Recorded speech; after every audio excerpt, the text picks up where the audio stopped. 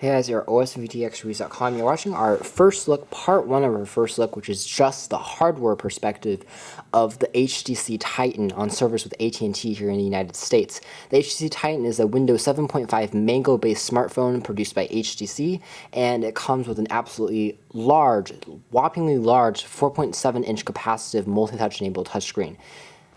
Just a few years back, HTC really set the mark with its 4.3-inch HTC HD2, and it was massive and large.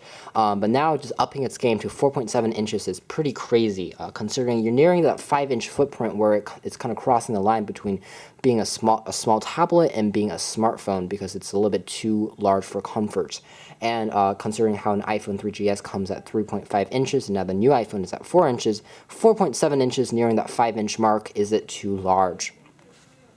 Now, there's two sides to this. The good side to this is that with such a large screen, multimedia, like playing back music, playing back videos actually, and browsing the web especially, playing games that take advantage of the screen, are elements that cannot be rivaled on any experience because the screen is just so large, so vivid, and so rich.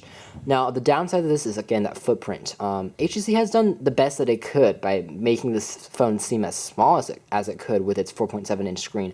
Basically, the phone has a very minimalistic border around it, and that makes it apparent that the size of the screen is basically the size of the phone. There isn't too much wasted space as far as that goes, which is certainly good to minimalize the phone. Also, it's very slim, and its unibody metal finish makes the phone appear to be smaller than it really is. I took it out, and some people said, oh, this is a 4.3-inch phone. They couldn't really believe it was 4.7 inches, which is certainly around the right direction.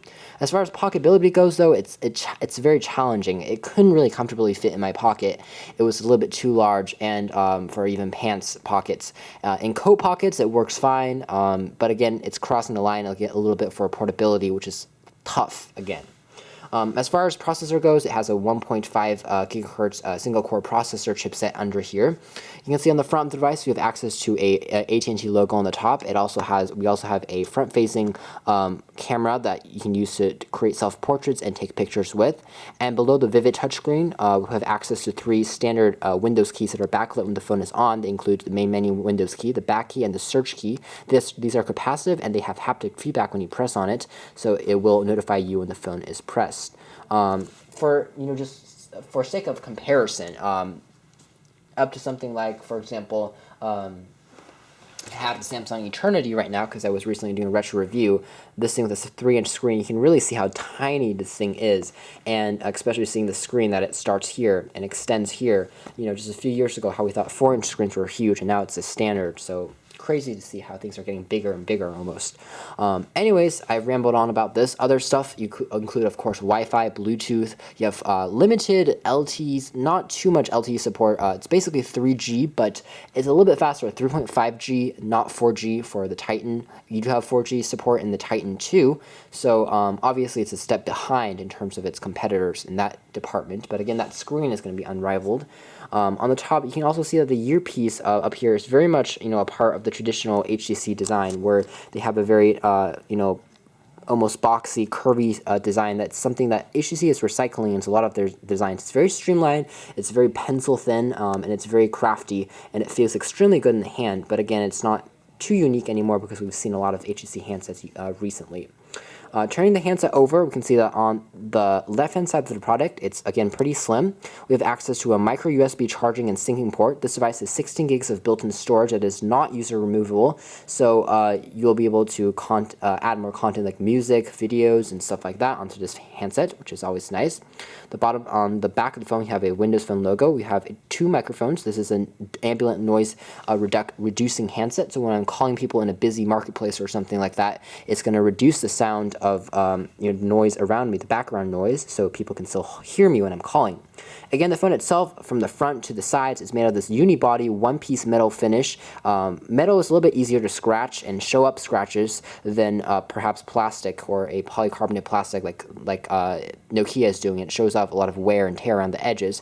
but it's very solid feeling, and again, it gives off this feeling of super high quality finish and a great and beautifully designed product in essence. The back also has an HTC logo. We have a very loud speaker, and the back also houses the 8.0 megapixel wide angle lens with a dual LED flash. It has autofocus, of course, and also you can also use geotagging to create images with your location services built in. The top device houses the 3.5mm headphone jack for listening to music, as well as your power on and off key in the traditional HTC style, which is pretty thin and waffly. Taking a look at the phone's right-hand side, we have access to a volume rocker, again very long and waffly, almost kind of like older HTC phones in terms of this department. I think HTC could work on making their volume rockers a little bit thicker and larger, but that's just something I have in essence with all HTC phones. I think they need to get a little larger instead of making something look so simplistic and beautiful over function. The bottom here has a two-stage camera starter key for taking a picture with a great camera on the back, and that's pretty much it as far as ports go. To take out the battery and to take out the SIM card slot, you press this little bottom button on the side, and the actual phone will actually pop out like so, and you'll be revealed to the internals and the guts of this phone. And for first-time users who haven't actually seen something like this, it's actually quite scary. But basically, the entire phone pops out, and you're left with a shell, which again is made entirely of this one piece of metallic finish. And where all the ports and all the buttons go, you have these metal contact points. And again, this case is extremely durable, and you can see how it's one piece and crafted spectacularly. And of course, when the actual device is removed, you have access to change the battery, and the phone is quite light inside. Your SIM card slot, no memory card slot as you expect from a Windows phone, Windows Mango phone. But anyways, you can just see that the screen is basically the only thing that you see now because you've taken out everything else, and it's just a phone and the shell, which is the heaviest part of the handset, surprisingly.